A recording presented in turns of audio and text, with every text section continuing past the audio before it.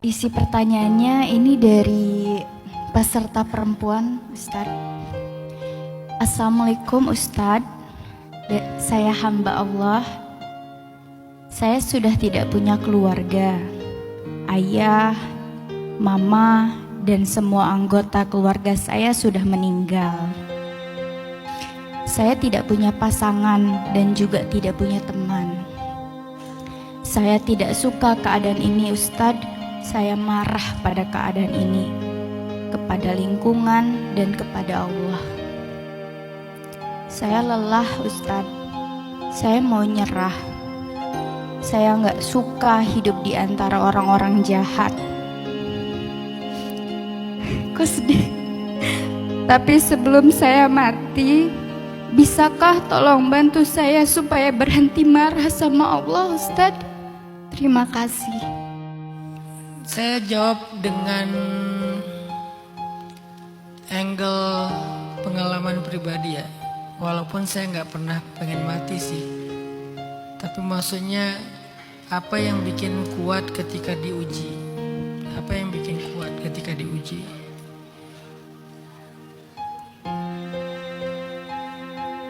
Saya suka baca sejarah atau kisah-kisah para nabi dan orang-orang soleh sebelum kita. Khususnya ujian-ujian hidup mereka yang berat. Makanya Allah bilang di dalam surat Al-Ankabut, "Walaqad fatanna alladziina min qablihim." Kami juga menguji orang sebelum mereka.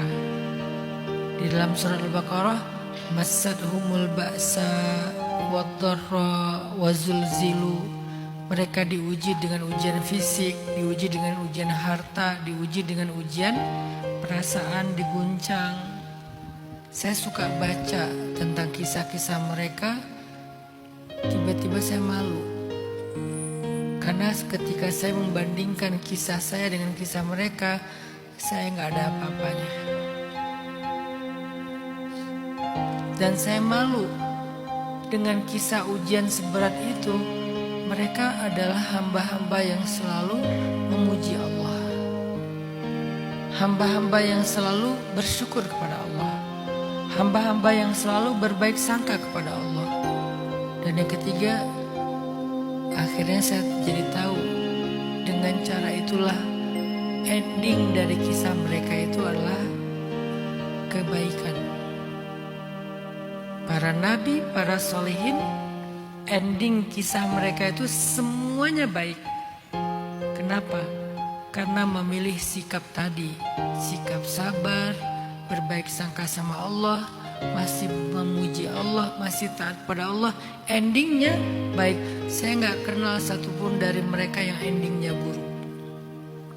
Hatta Sayyidah Asiyah yang dipaksa nikah sama Firaun, meninggal di tiang atau di pohon korma yang disalib, tapi meninggalnya dalam keadaan tersenyum karena Allah buka tabir hijab surga di hadapannya. Hatta Masyitah yang dibakar hidup-hidup tapi kuburannya wangi ketika Nabi Isra dan Mi'raj. Hatta Habib An-Najjar yang ada di dalam surat Yasin, yang dia bilang, ya laita qaumi ya'lamun bima ghafara li rabbi wa ja'alani minal mukramin. Ketika dia terbunuh gara-gara membela para nabi, dia meninggal di dalam kubur, dia bilang, aduhai seandainya kaumku tahu betapa nikmatnya hidup aku setelah mati gara-gara aku membela kebenaran. Aku pengen hidup lagi, pengen ngasih tahu ke mereka. Jadi orang yang syahid itu pengen hidup lagi, mati lagi, hidup lagi, mati lagi, saking nikmatnya syahid. Ketika saya baca kisah-kisah mereka, saya jadi malu dengan kisah saya. Oh, kisah saya gak ada apa-apanya dibandingkan Nabi. Lahir gak punya ayah, kemudian ditinggalkan ibu, ditinggalkan kakek, yatim piatu, gak punya saudara. Pamannya miskin, anaknya banyak, sehingga harus survive sendiri. Menikah di usia dewasa, kemudian ketika lagi susah-susahnya, istrinya meninggal. Sebelumnya setiap punya anak laki-laki meninggal, punya anak laki-laki meninggal. Setelah istrinya meninggal, anak-anaknya juga meninggal. Yang tersisa cuma Sayyidah Fatimah. Artinya Nabi juga sering akrab sekali dengan kehilangan. Belum lagi nabi-nabi yang lain. Nabi Ayub yang sakitnya sekian belas tahun. Nabi Zakaria, Nabi Ibrahim gak punya anak 50 tahun. Nabi Zakaria yang dibelah dua, digergaji. Nabi Nuh yang berdakwah kepada kaumnya, kepada keluarganya 950 tahun, tapi dimusuhin sama keluarganya, sama anaknya sendiri. Pas saya baca kisah mereka saya jadi malu. Gak ada apa-apanya kisah saya dibandingkan mereka. Saya juga jadi malu, kok mereka masih bersyukur sih? Kok mereka masih bisa memuji Allah sih? Kok mereka bisa berbaik sangka kepada Allah sih? Dan yang ketiga, saya jadi tahu ternyata justru dengan cara begitu ending kisah mereka semuanya baik. Yang kedua, saya belajar untuk membandingkan diri saya dengan Gaza, Palestina. Karena itu yang paling kelihatan prihatin dan beratnya ya hari ini. Kayaknya agak sulit kita membandingkan dengan yang lain. Memang di Indonesia ada orang susah, di Afrika ada orang susah, di mana-mana ada orang susah.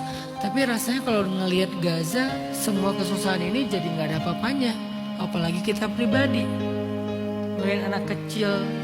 Kebayang nggak sih kalian anak kecil bayi di Gaza udah kehilangan semua keluarganya.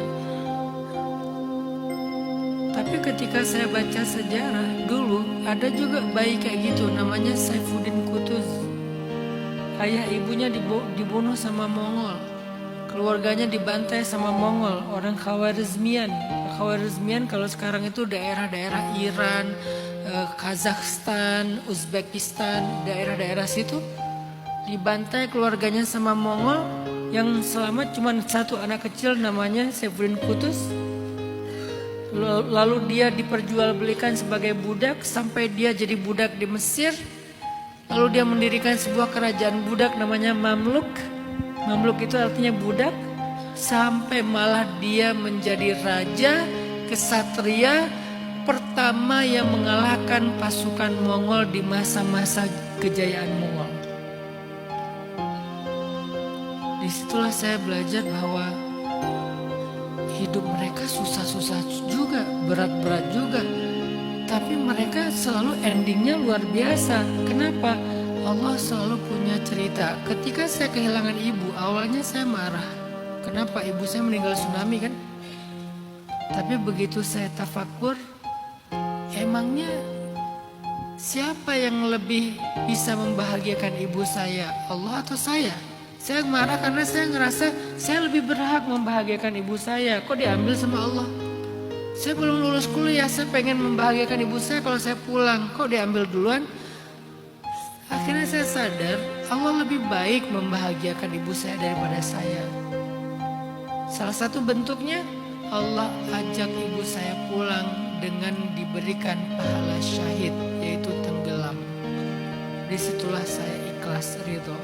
Oh, Allah lebih baik. Belum lagi tadi jilbabnya tertutup, auratnya tertutup walaupun kegulung dengan ombak tsunami.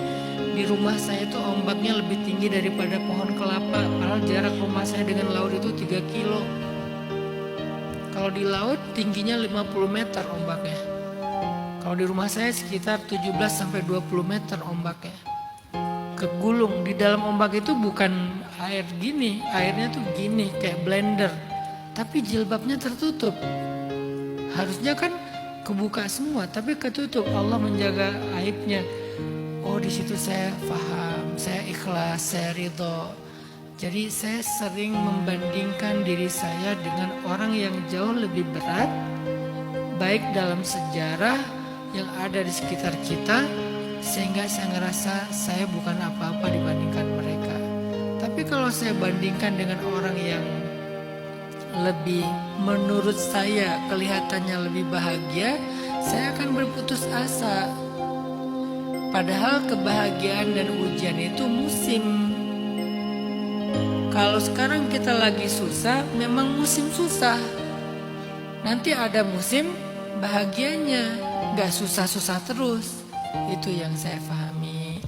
Semoga dengan baca kisah Nabi, ngelihat Gaza, ngelihat sekitar kita banyak orang susah juga, mbaknya bisa sedikit diberikan kesabaran oleh Allah. Dan yakinlah kesudahan itu wal aqibatu lil muttaqin, kesudahan yang baik itu hanya bagi orang yang bertakwa.